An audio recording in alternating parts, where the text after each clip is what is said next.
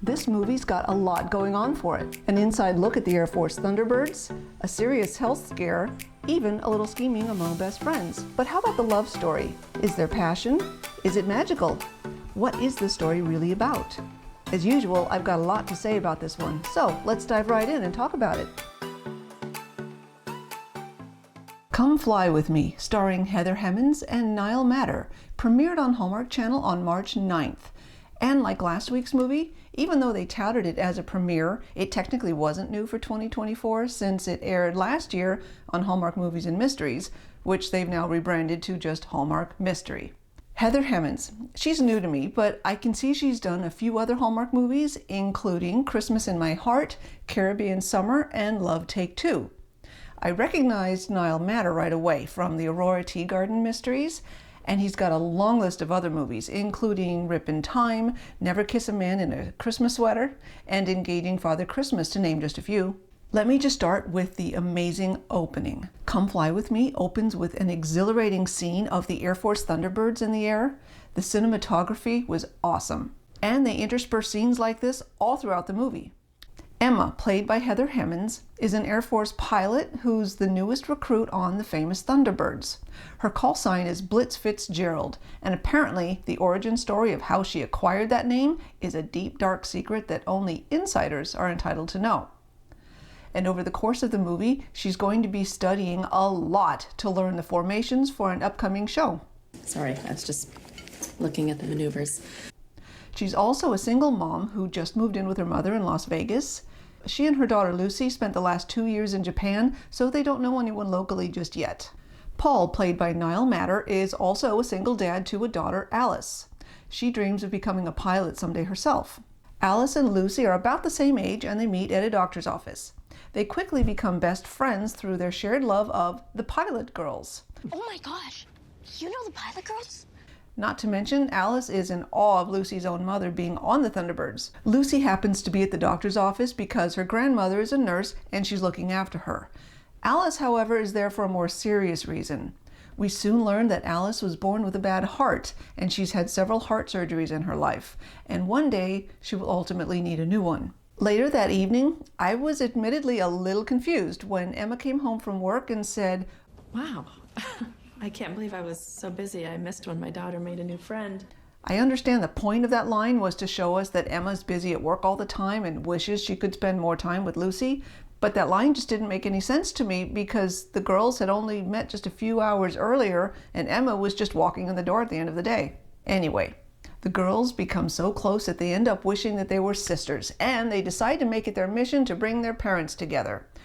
Which is an interesting challenge because right out the gate, Paul and Emma seem to have nothing in common. I barely have time for you and Lucy, let alone dating. I need to stay focused. Other than the fact that his daughter wants to be a pilot and Emma happens to be one. Otherwise, he owns an outdoor supply store and she doesn't even like the great outdoors. I don't enjoy the great outdoors.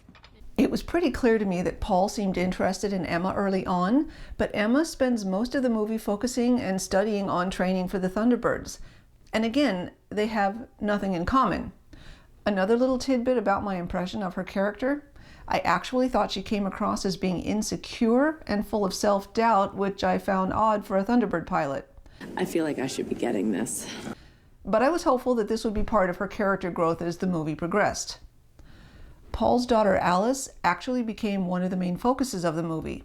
In this scene, she's showing Lucy her scar from all of her surgeries and explains that when she was born, one side of her heart was lazy and it still doesn't pump blood like it's supposed to. When I was born, one side of my heart was lazy. I do love the fact that we got to know the characters pretty well in this movie. Unlike some Hallmark movies, I wasn't left wishing that they had delved a little deeper into each of the characters. Obviously, Emma grew up wanting to be a pilot for the Thunderbirds. Although I am going to say this, I wouldn't necessarily have known that if they hadn't come out and said it.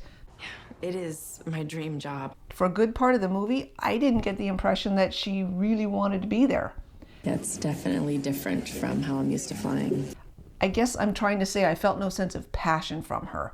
But maybe that was intentional since we did get to find out what happened to Lucy's father. Now, Paul grew up spending a great deal of time outdoors camping together with his grandmother, and the two of them ended up opening their first store together. Now this is where I would typically tell you what the premise of the movie is, and I'm going to be honest, an hour into the movie and I still didn't know exactly what that was, other than the fact that the girls wanted to bring their parents together. Wouldn't it be great if my dad liked your mom? This movie was seriously missing a hook. I didn't feel any crisis building. There was no sense of anticipation. I felt like this movie needed a better sense of direction. Let me give you some examples. In Easter Under Wraps, the premise of that movie is the director of marketing of a large chocolate company goes undercover to visit one of their factories to learn more about how the men and women are doing working on the front line of production. While she's there, she falls in love with someone who doesn't know her true identity. I wish I could be, Aaron. That is your name, right? In Guiding Emily, the main character loses her sight early on, and she's faced with the challenge of learning if and or how she can live a full, normal life again. Even Love on the Right Course. It's about a pro golfer whose game has been sliding, and she goes home to train and refocus for the next big tournament, and ultimately decide whether she even wants to continue playing professionally. In each of these three examples, we know exactly where the story is going, and the two leads of the story play an integral role working together to achieve the end goal. And while they're on their journey throughout the movie, they grow closer and fall in love. In Come Fly With Me, we knew we would get to see an amazing air show near the end, which we did, and it was awesome. And I had a pretty good idea that Alice's heart would be an important side story, which actually became the critical moment near the end. But neither of these two stories involved Paul and Emma doing anything together. It's her heart. Call an ambulance. No sirens. I don't want to scare her. And without that, I didn't feel much magic in this movie. Now, don't get me wrong. I'm glad that they did end up together for Paul's sake, because I could tell he cared about Emma, and for the girls' sake, because they really wanted their parents to be together. But I'm sad to say I didn't feel enough character growth or transformation in Emma like I'd hoped in the beginning. I just need to concentrate on my training. She changed her mind about Paul at the end, but just changing her mind wasn't enough to make me feel any sense of magic here. And I never felt like Paul or Emma were really involved much in each other's lives. To me, the only thing that brought them together was that the girls wanted them together. I was overwhelmed. Now, having said that, I was glad to see that she developed a little bit of a bond with Alice. Alice was understandably feeling scared about her health, and Emma was there for her when she needed her, which was really sweet. And yes, when Alice's health became the focus of the critical moment near the end, Emma was the one who came to her rescue. But even after all that, I wasn't sitting on the edge of my seat in anticipation of just how she and Paul would end up together.